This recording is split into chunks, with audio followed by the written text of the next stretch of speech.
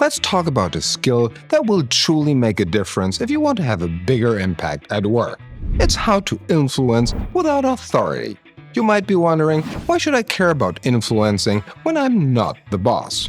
Well, the ability to get a buy-in from colleagues and stakeholders, even when you don't have a formal leadership title, can be a paradigm shift for your career.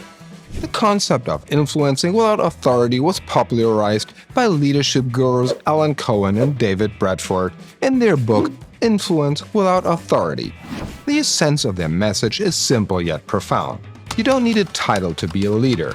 Leadership is about relationships, trust, and the ability to create value for others. Cohen and Bradford lay out a practical framework for getting others to say yes to your ideas, not because they have to, but because they want to. This approach is rooted in reciprocity, understanding what others need and aligning your goals with theirs. It's about creating win-win situations where everyone feels like they've gained something valuable. It can be applied to your personal life as well as your work. In this video, I share the 5 factors I've applied as a consultant early in my career which enabled me to succeed now as a leader of a global team, and how I coach my clients on changing their way of thinking so they can too influence with and without authority.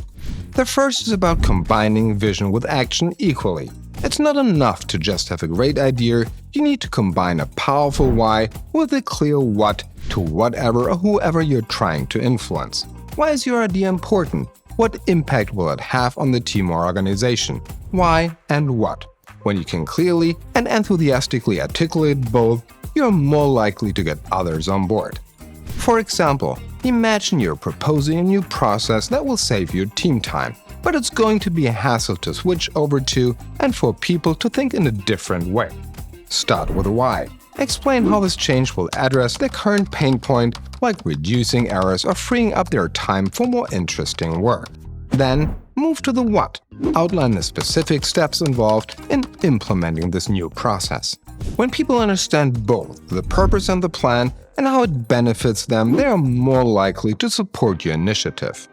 The next factor is about leading by example. It's so true that people are more likely to follow your lead if they see you practicing what you preach. If you're advocating for a new way of working, make sure you're the first to adopt it.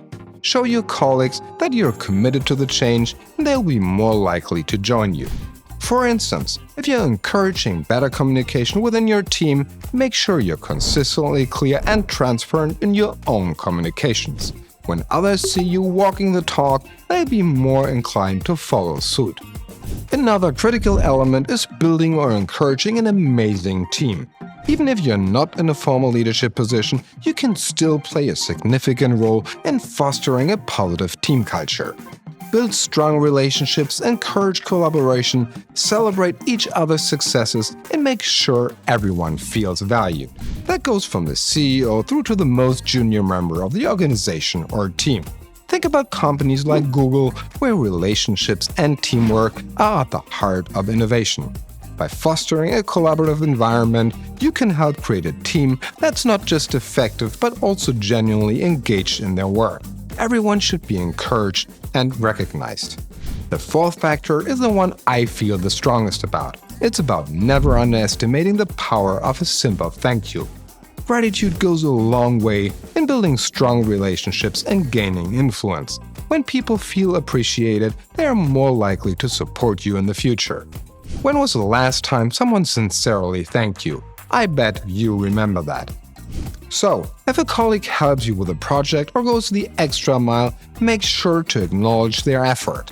A quick email, a note, or a public shout-out in a meeting can make all the difference. Sincere gratitude strengthens connections and builds a foundation of trust and mutual respect.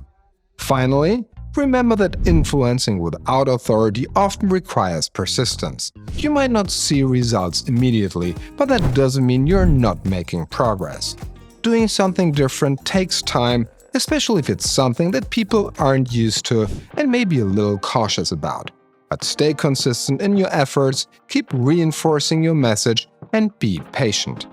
For example, if you're trying to drive a culture shift in your organization, like encouraging more cross-departmental collaboration, it might take time for people to adapt. But if you keep at it, leading by example, communicating your vision, and showing gratitude for small wins, you'll eventually see the change you're striving for. Companies like Amazon and Microsoft embrace these principles in their daily operations. They empower their employees to lead initiatives by articulating a clear vision, leading by example, and fostering great relationships and a strong sense of team. Studies have found that individuals who can influence without formal authority and who demonstrate persistence, gratitude, and clarity in vision tend to advance faster in their careers. This isn't just another buzz phrase, it's an academically and practically proven strategy for professional growth. On the flip side, I have to confess that this approach isn't without its challenges. From my own experience, it requires patience, empathy, and a deep understanding for what motivates your colleagues. But I think the payoff is worth it. You'll build stronger relationships, drive better results, and position yourself as a true leader, regardless of your job title. I'm really proud that I now run an organization that's strongly impacted by my earlier learnings from influencing without authority. It's what's driven me to flavor a flat versus metric structure, enabling all team members an equal opportunity to shine. So, if you're looking to take your career to the next level, I strongly advise you to study and practice the art of influencing without authority. It's more than just a resume soft skill, it's a genuine professional development and career progression technique. If you want to dive deeper into this topic, I highly recommend checking out Cohen's and Bradford's book, Influence Without Authority. You can find it online on Amazon or major English language bookstores. There are also some great short courses on the topic on Coursera and LinkedIn Learning. Thanks for watching, and remember, leadership isn't about the title you hold, but the value you bring to the table.